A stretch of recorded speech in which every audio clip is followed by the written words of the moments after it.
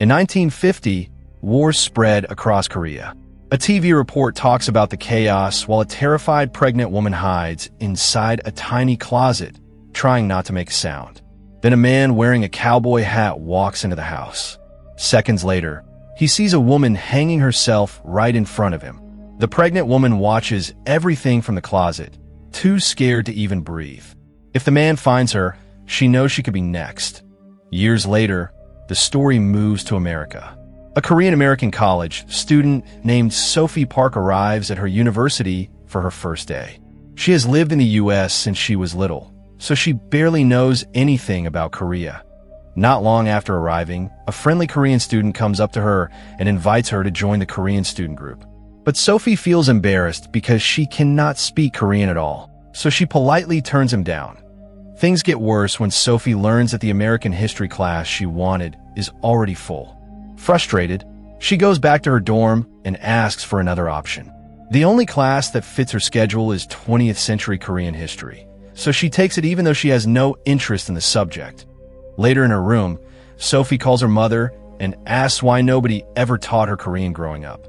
Her mother admits she was never taught either because Sophie's grandmother wanted the family to become fully American after moving to the U.S. They even stopped using their Korean names because they believed it would make life safer. While they talk, Sophie hears her grandmother in the background sounding angry and nervous about the conversation. It becomes clear the family has been hiding something for a very long time. After the call, Sophie notices water dripping from the ceiling in her dorm. The room suddenly feels strange and uncomfortable. Then someone knocks on the door. She opens it, but nobody is outside. Thinking it is just a prank, she shuts the door.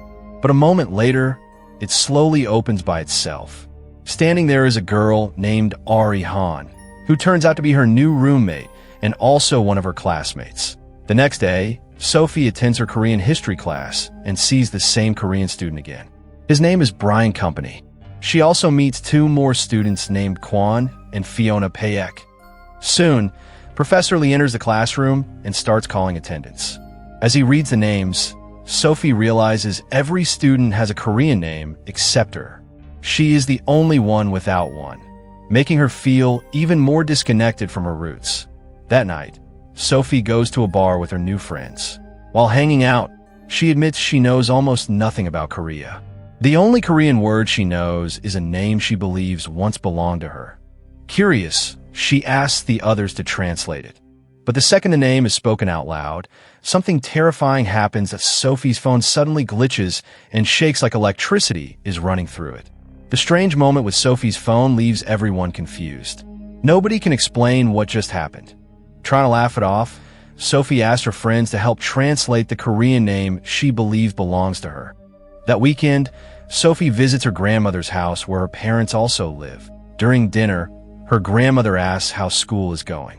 Sophie explains that she was upset at first after missing the history class she wanted, but things got better after she became friends with several Korean students. Spending time with them has started changing her. For the first time, Sophie feels curious about Korean culture. She even admits she is thinking about using her Korean name.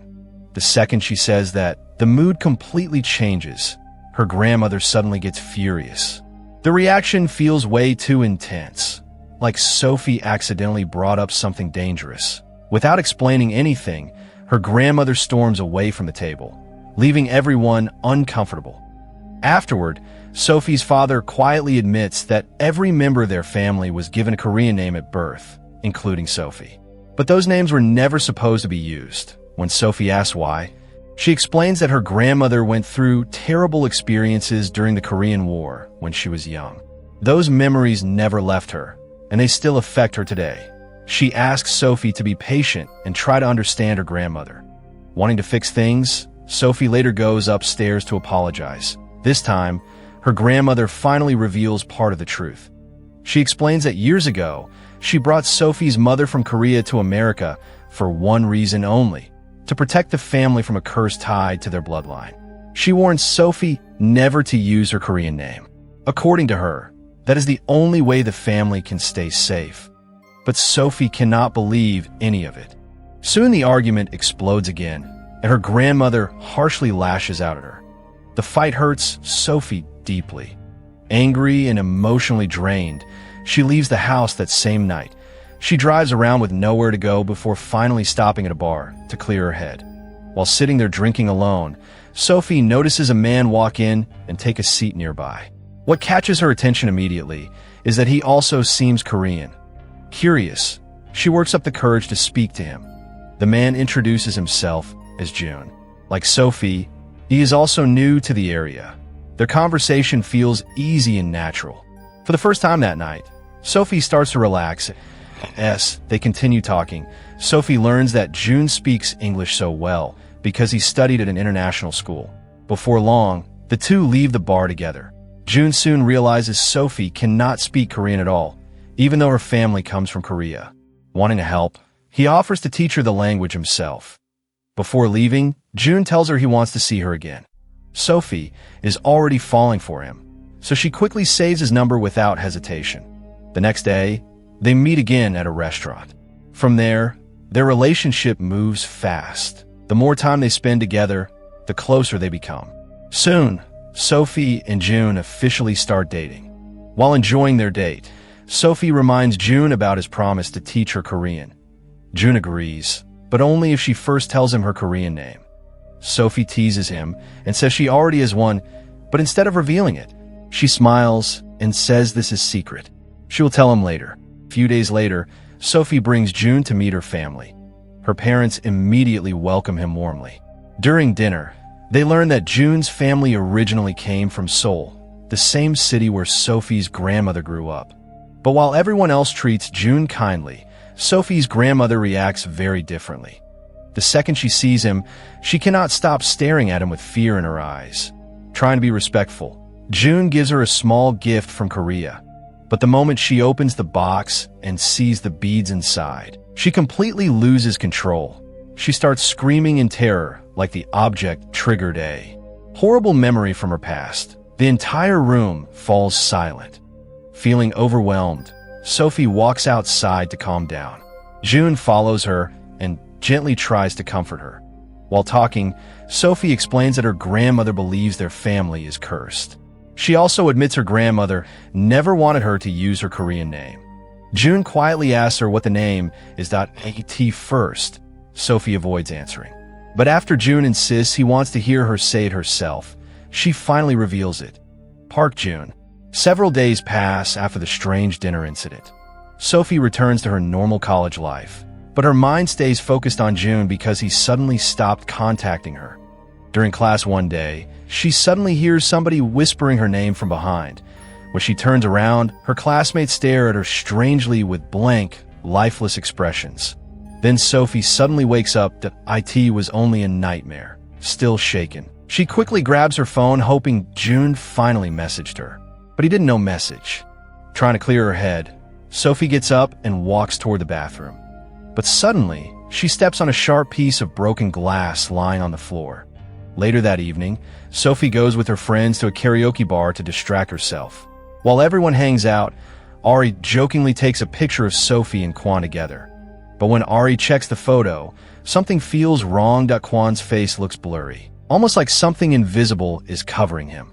The creepy moments keep getting. After drinking a little, Sophie suddenly becomes locked onto a TV screen nearby. On it, she sees what looks like her own reflection standing in a strange place beside a man wearing a cowboy hat. The man slowly raises his head. The second Sophie sees his face, panic takes over her body. Terrified, she rushes out of the karaoke bar. Not long after, Sophie gets a call from her mother. She explains that she and Sophie's father are traveling to San Francisco for work. Before hanging up, she asks Sophie to check on her grandmother because nobody has heard from her recently. Later, Sophie returns to her dorm. But just as she reaches the door, her grandmother suddenly appears out of nowhere and scares her. Without properly explaining anything, she insists Sophie come back to the house with her. Once they arrive, Sophie immediately notices the house feels like something terrible happened there. Her grandmother leads her upstairs into a bedroom and hands her an old photograph. Sophie looks closely and freezes. The picture shows a woman hanging herself. With pain in her voice, her grandmother reveals the truth. The dead woman in the photo was her own mother. She explains that the suicide happened years ago when she was only 19 years old. That same night, she had hidden inside a closet while pregnant with Sophie's mother. Still shaken by the memory, her grandmother says all the strange events started after Sophie spoke her Korean name out loud. According to her, that act allowed June to come back, and then she reveals something even more terrifying. June is not just some normal guy Sophie met by chance. He is something far darker. Long ago, ancestors were supposed to marry June.